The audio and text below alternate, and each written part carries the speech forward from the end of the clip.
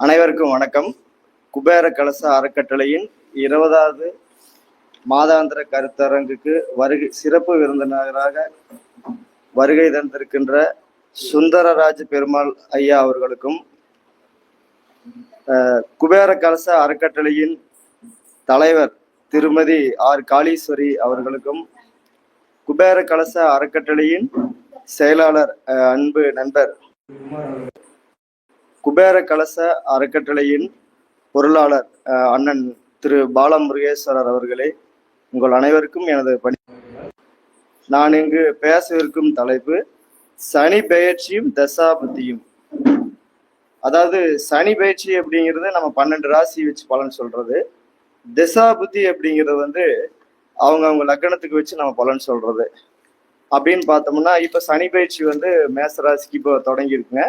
29/3/2025 23/2/2028 வரைக்கும் வந்துங்க உங்களுக்கு மேச ராசிக்கு 12ஆம் இடங்கள் சொல்லக்கூடிய விரயஸ்தானத்துல இப்ப சனி இருக்காரு.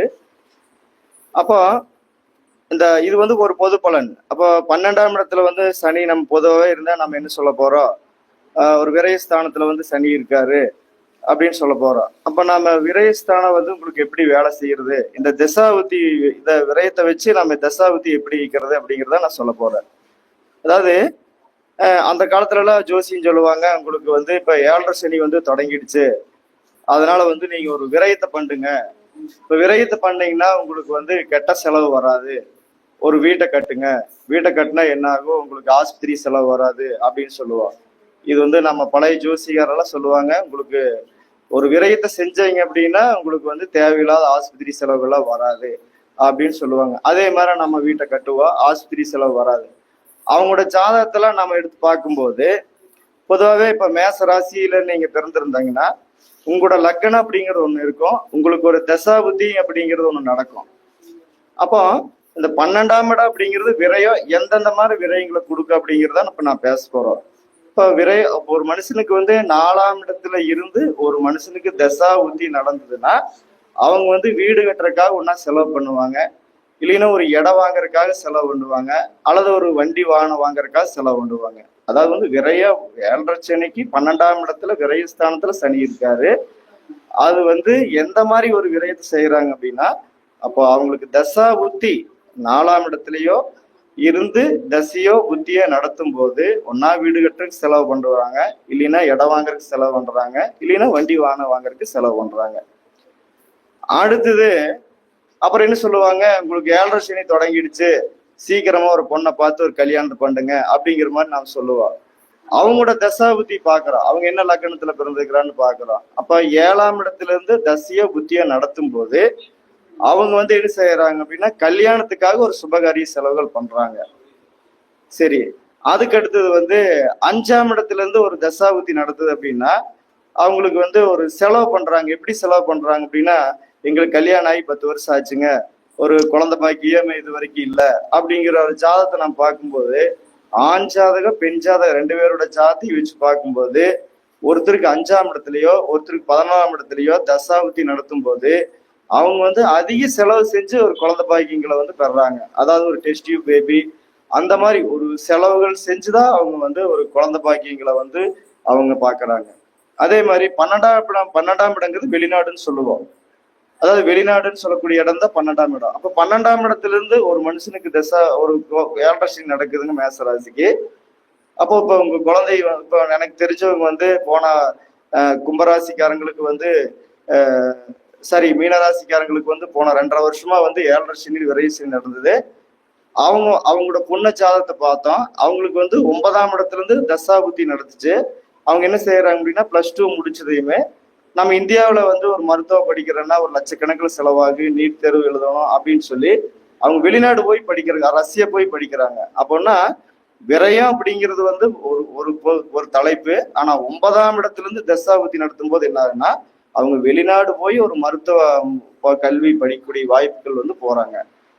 சரி, இதே வந்து ஒரு மனுஷனுக்கு 2, 6, 10ஆம் இடத்துல இருந்து தசாபுத்தி நடத்துதுன்னா அவங்க வெளிநாடு போய் ஒரு தொழில் சம்மந்தப்பட்ட கல்வி வந்து படிக்கக்கூடிய வாய்ப்புகள் வந்து வரக்கூடிய வாய்ப்பு இருக்குங்க. அப்ப 6ஆம் இடம் 10ஆம் இடம் வேலை செஞ்சதுன்னா அப்ப அவங்க வெளிநாடு போய் தொழில் சம்பந்தப்பட்ட கல்வி வந்து அவங்க படிக்கக்கூடிய வாய்ப்புகள் வருங்க. சரி, அடுத்தது வந்து இப்போ ஒரு ஒரு தொழில் ஒரு படிச்சு முடிச்சு வெளியே வந்திருக்கிறாங்க, ஒரு காலேஜ் முடிச்சு வெளியே வந்திருக்கிறாங்க. அவங்க வந்து வெளிநாடு போறதுக்கு ஆசைப்படுறாங்க. அவங்களோட ஜாதகத்துல மேசராசிக்காரங்க அவங்களோட ஜாதகத்துல 2, 6, 10ஆம் இடத்துல இருந்து தசையை புத்தி நடத்தும் போது அவங்க வந்து நிச்சயமா வெளிநாடு போய் சம்பாதிக்கக்கூடிய வாய்ப்புகள் வரும். அதே மாதிரி மேசராசி நண்பர்களுக்கு வந்து 5, 9ஆம் இடத்துல இருந்து தசாபுத்தி நடத்தும் போது வெளிநாட்டுல வேலை செஞ்சிருந்தாலும் கூட அந்த வேலையை விட்டுட்டு வெளியே வரக்கூடிய வாய்ப்புகளும் அவங்களுக்கு உருவாகுது. அப்போ ஒரு 12ஆம் இடத்துல இருந்து தசாபுத்தி நடத்துது அப்படின்னா இப்ப 2, 6, 10ஆம் இடத்துல இருந்து தசா நடத்தும் போது அவங்க வெளிநாடு போய் சம்பாதிக்கிறாங்க. அதே 5, 9ஆம் இடத்துல இருந்து தசாபுத்தி நடத்தும் போது அவங்க வெளிநாட்டுல இருந்து வேலையை விட்டுட்டு நம்ம நாட்டுக்கு வர்றாங்க. அதே 8, 12ல இருந்து தசாபுத்தி நடந்துச்சுன்னா அவங்க வெளிநாட்டுல வேலை செஞ்சிருந்தாலும் கூட ஒரு நிறைய வலி வேதனை அவமானத்தோட தான் அவங்க வேலை செஞ்சுட்டு இருக்கிறாங்க. அப்போ இந்த மேசராசிக்கு வந்து நம்ம பொதுவா என்ன சொல்ல போறோம், விரயஸ்தானத்துல சனி வந்துருச்சுங்க, அதனால ஆஸ்பத்திரி செலவு வரும், கணவன் மனைவிக்குள்ள பிரிஞ்சிருவீங்க அப்படிங்கிற மாதிரி ஒரு தப்பான ஒரு கான்செப்ட்ல தான் போயிட்டு இருக்கிறோம். ஆனா எந்த மாதிரி அப்படிங்கிறது 12ஆம் இடங்கிற விரயஸ்தானம், 12ஆம்ங்கிற வெளிநாடு ஸ்தானம், அது எந்த அளவுக்கு தசாபுத்தி நடத்துது அப்படிங்கிறத வச்சுதான் நம்ம ஒரு பலன் சொல்ல போறோம். அப்ப மேசராசி பொதுவாகவே பார்க்கும்போது இந்த தசாபுத்தி கோச்சாரம் இதெல்லாம் பார்க்கும்போது உங்களுக்கு 12ஆம் இடத்துல சனி இருந்தாலும் கூட வெளிநாடு போய் சம்பாதிக்கக்கூடிய வாய்ப்பும் இருக்கு, கல்யாணம் செய்யக்கூடிய வாய்ப்பும் இருக்கு, குழந்தைகளுக்கு கொடுக்கக்கூடிய வாய்ப்பும் இருக்கு. எல்லாமே ஒரு நல்லா அந்த தசாபுத்தி பார்த்தா நான் பலன் சொல்ல போறோம். அடுத்தது ரிஷபராசி. அப்போ ரிஷபராசிக்கு வந்து இப்ப 11ஆம் இடத்துல வந்து சனி இருக்காருங்க. 11ஆம் இடங்கிறது என்னங்க? 11ஆம் இடங்கிறது லாபஸ்தான்னு சொல்லுவாங்க. அப்புறம் 11ஆம் இடங்கிறது வந்து நம்ம எண்ணங்கள் நிறைவேறக்கூடிய இடம்னு சொல்லுவாங்க. பொதுவாகவே சனி வந்துங்க உங்களுக்கு 11ஆம் இடத்துல இருந்ததுன்னா அவங்க வந்து என்ன செய்யறாங்கன்னா ஒரு தொழில சம்பாதிக்கிறத விட அவங்களுடைய எண்ணங்கள் சொல்லக்கூடிய இந்த அகம் சார்ந்த விஷயங்கள் தான் அவங்களுக்கு நிறைய நடக்குங்க. அதாவது என்ன சொல்லுவாருன்னா, அகம்னா என்னங்க, ஒரு 5 வருஷமா ஒரு மாப்பிள்ளை பார்த்துட்டு இருக்கிறாங்க பொண்ணுக்கு, ஒரு 5 வருஷமா ஒரு பொண்ணுக்கு ஒரு பையனுக்கு வந்து பொண்ணு தேடிட்டு இருக்கிறாங்க அப்படின்னா அவங்களுக்கு வந்து 7ஆம் இட 1, 5, 9 அல்லது 3, 7, 11ஆம் இட தசாபுத்திகள் நடத்தும் போது அவங்களுக்கு வந்து அவங்க ஆசைப்பட்ட மாதிரி ஒரு நல்ல மாப்பிள்ளையும் கிடைக்கும், அவங்க ஆசைப்பட்ட மாதிரி ஒரு நல்ல பொண்ணும் கிடைக்கும். அதே மாதிரி வந்து அவங்களோட ஜாதகத்துல வந்து 9ஆம் இடத்துக்கு அதிபதி திசையோ அல்லது 12ஆம் இடத்துக்கு அதிபதியோ புத்தியோ நடக்கும்போது அவங்க என்ன செய்யறாங்க அப்படின்னா அவங்க ஆசைப்பட்ட மாதிரி ஒரு டாக்டராவோ அல்லது அவங்க ஆசைப்பட்ட மாதிரி ஒரு வக்கீலாவோ ஒரு படிக்கக்கூடிய வாய்ப்புகளும் ஒரு இந்த ரிஷபராசிக்கு வந்து ஒரு நல்லா இருக்குங்க.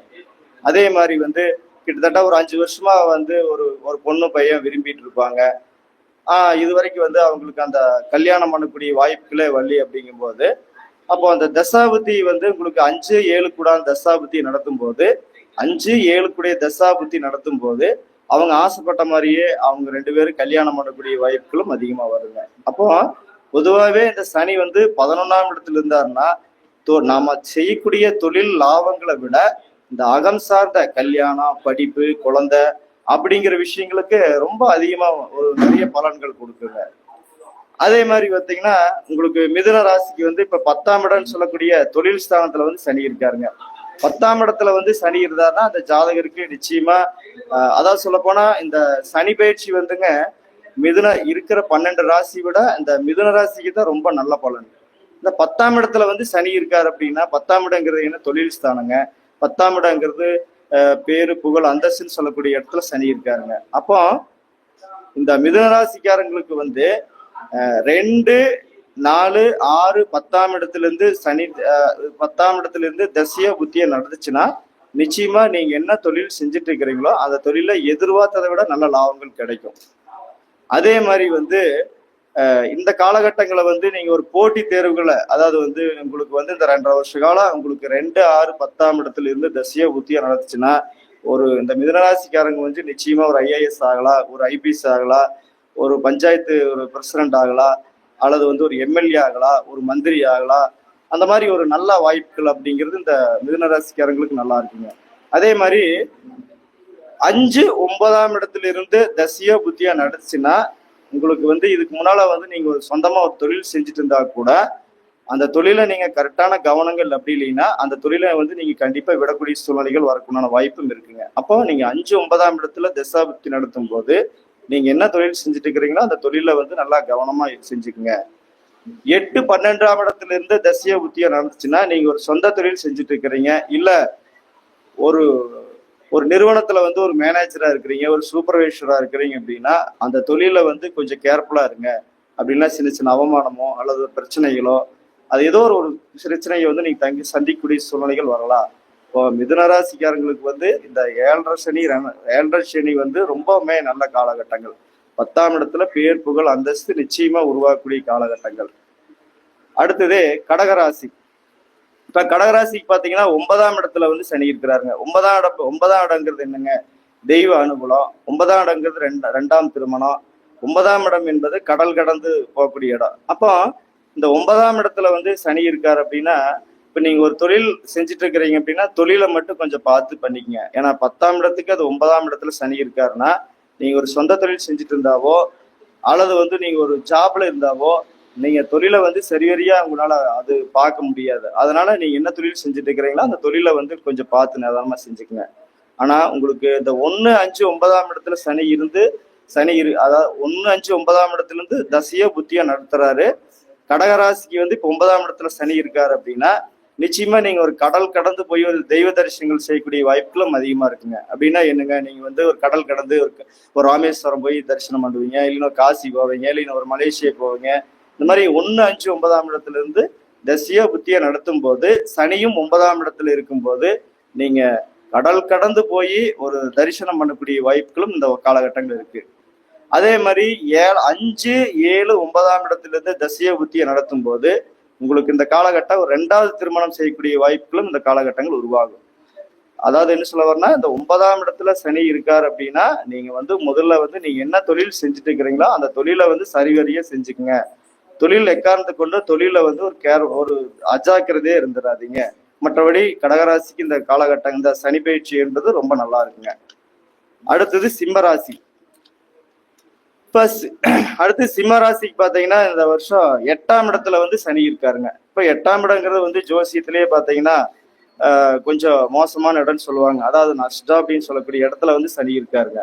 சிம்மராசிக்கு பாத்தீங்கன்னா நம்ம கொஞ்சம் இந்த தசாபுத்தி நல்லா கேர்ஃபுல்லா பாத்துக்கணுங்க. இப்ப தசாபுத்தின்னு என்னங்கன்னா, இப்போ ஒரு தொழில் சொந்தமா தொழில் செஞ்சுட்டு இருக்கிறாங்க, இல்ல ஒரு நிறுவனத்துல வந்து ஒரு மேனேஜரா இருக்கிறாங்க, ஒரு சூப்பர்வைசரா இருக்கிறாங்க அப்படின்னா அவங்களுக்கு வந்து இந்த 8 12ஆம் இடத்துல தசைய புத்தியை நடந்துச்சுன்னா இந்த 2.5 வருஷம் வந்து நீங்க அளவான முதலீடு செய்யுங்க தொழில.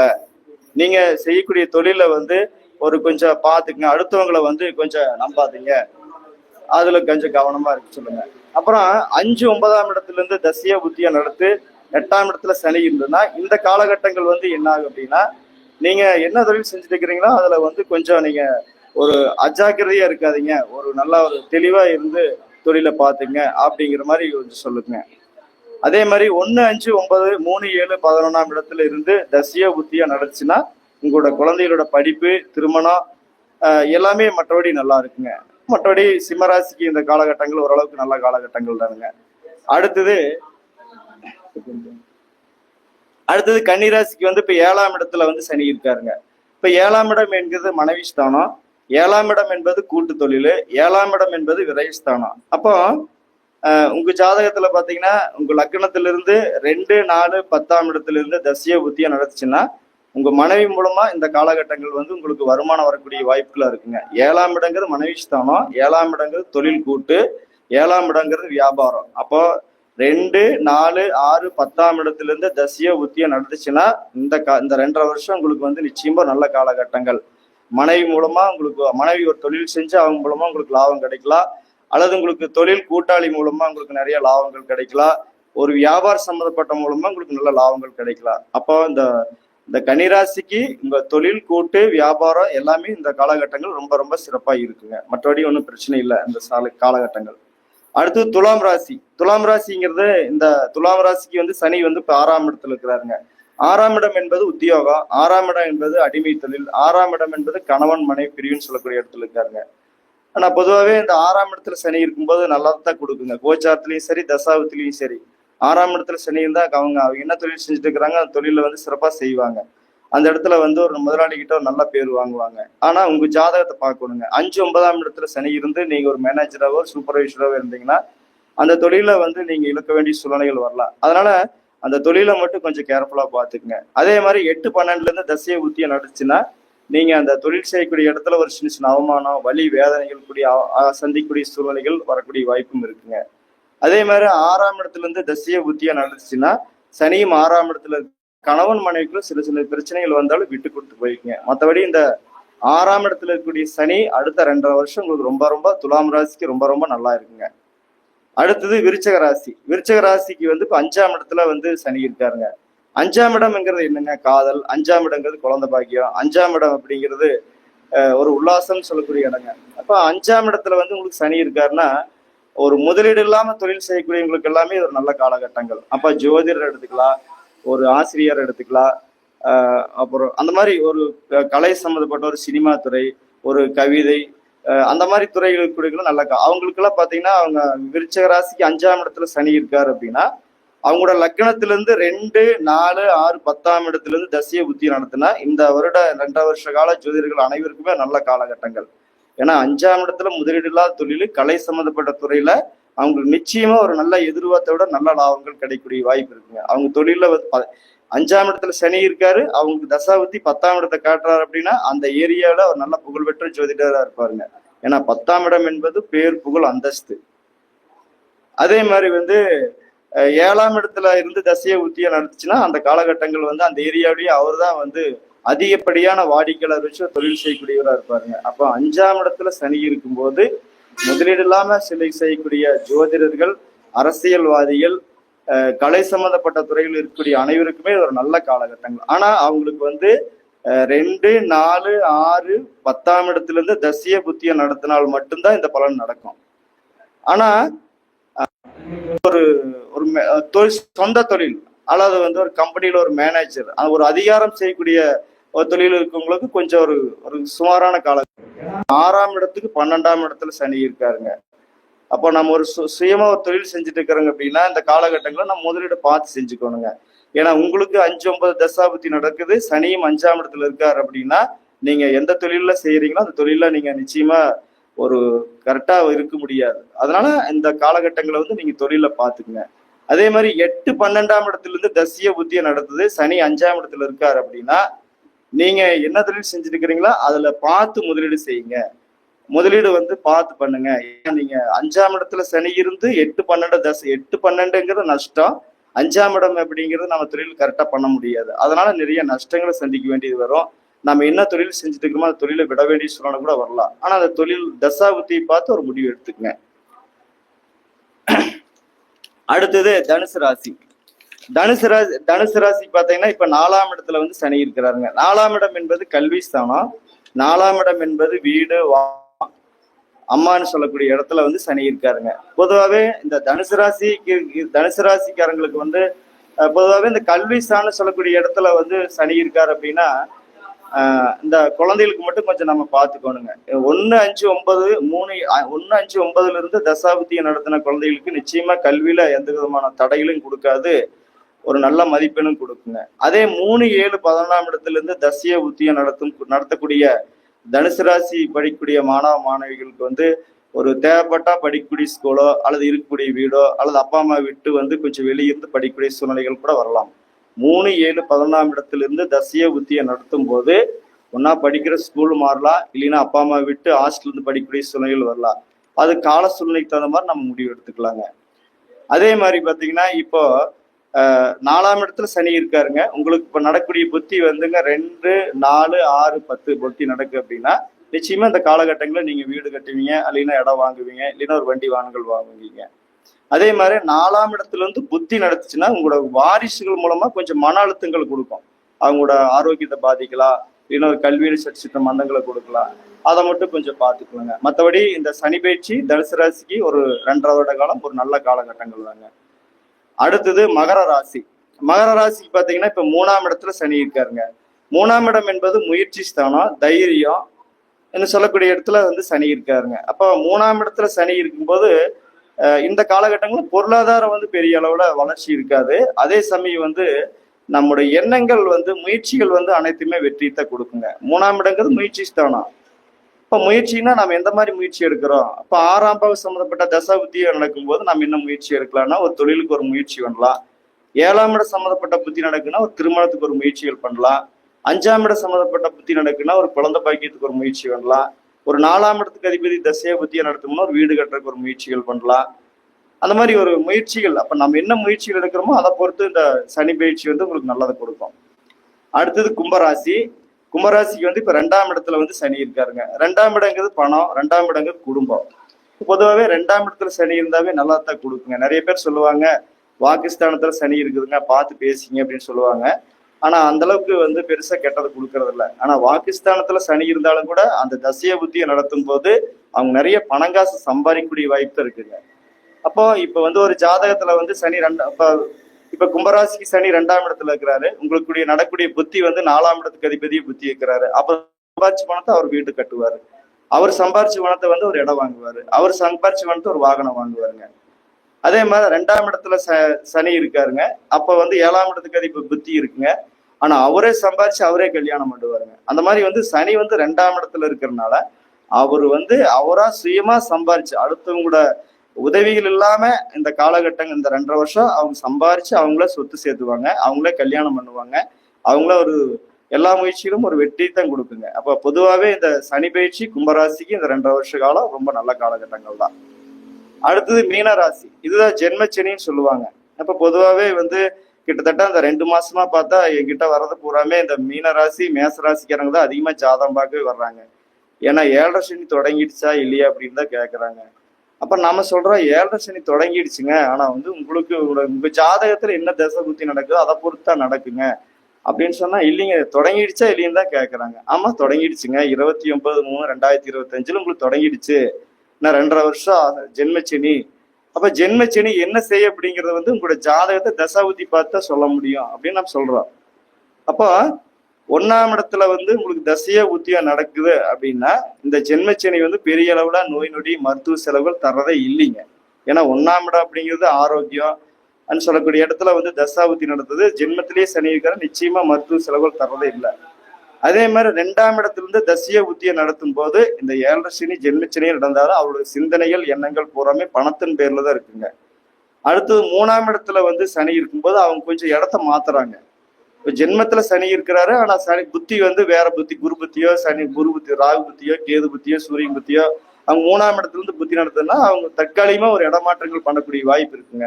ஒன்னா சொந்த ஊர் விட்டு போட்டு வெளியூருக்கு போவாங்க, இல்லைன்னா சொந்த வீட்டு விட்டு போட்டு வாடகை வீட்டுக்கு போவாங்க. அதாவது வந்து அந்த புத்தி அதான் 3ஆம் இடத்துல இருக்கக்கூடிய புத்தி வரைக்கும் பாத்தீங்கன்னா அவங்க சொந்த வீட்டுல சொந்த ஊர்ல இருக்கக்கூடிய வாய்ப்புகள் வந்து கொஞ்சம் சிரமமா இருக்கு. ஆனா அந்த மாற்றங்கள் செய்யும் போது அவங்களோட வாழ்க்கையில ஒரு நல்ல மாற்றங்கள் கிடைக்குங்க.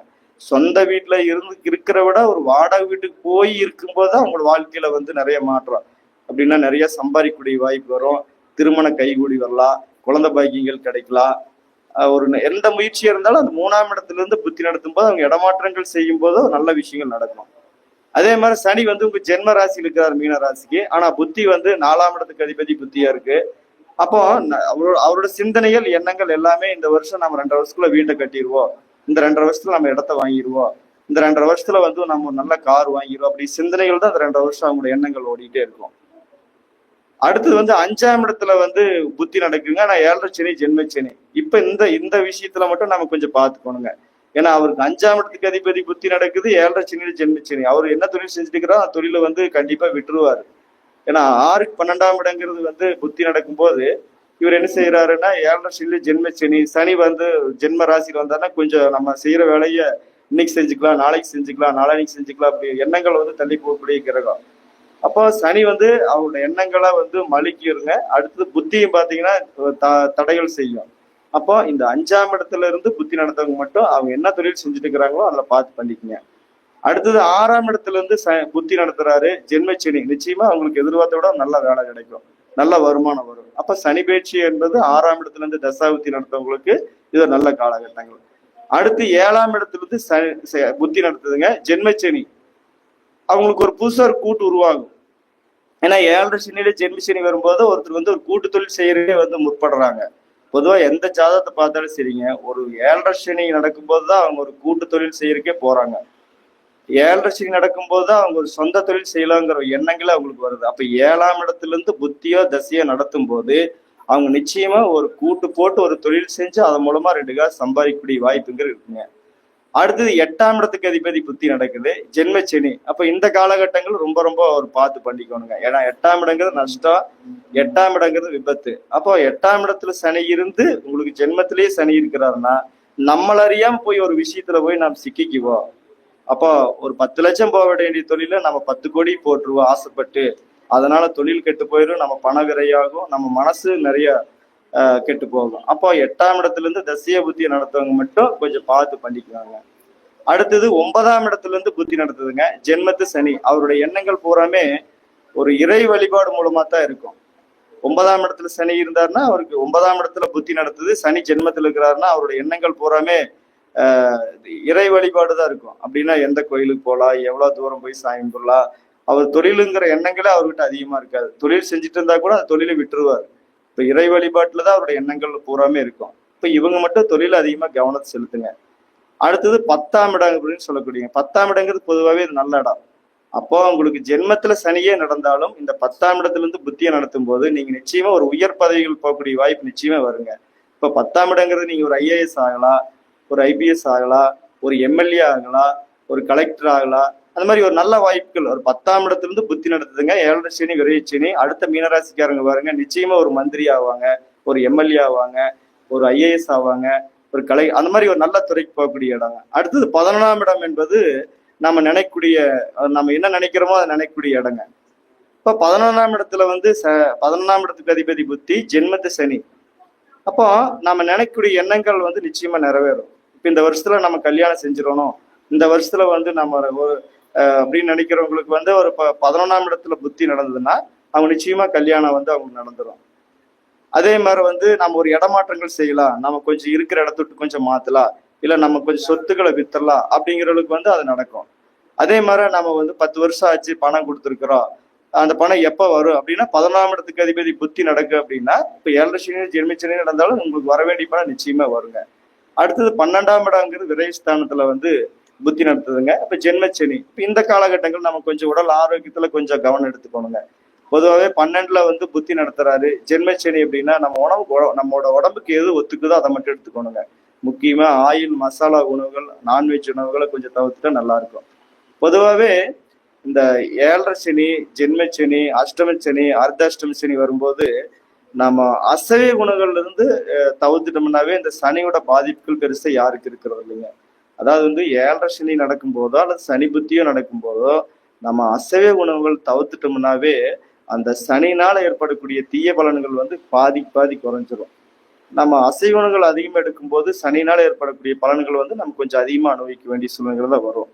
மொத்தம் 12 ராசிக்கு அந்த சனி பயிற்சியும் தசாபுத்திக்கு உண்டான பலன்கள் சொல்வதற்கு வந்து வாய்ப்பு கொடுத்த எனது அன்பு நண்பர் திரு பாலமுருகேஸ்வரர் அவர்களுக்கும், எனது அன்பு நண்பர் குமார் அவர்களுக்கும், எனது அன்பு சகோதரி திரு கோச்சார கலையரசி திரு காளீஸ்வரி அவர்களுக்கும், அடுத்து ஜோதிட பீஸ்னர் புதிய நண்பர் லட்சுமணன் அவர்களுக்கும் எனது பணிவான நன்றி வணக்கங்கள்.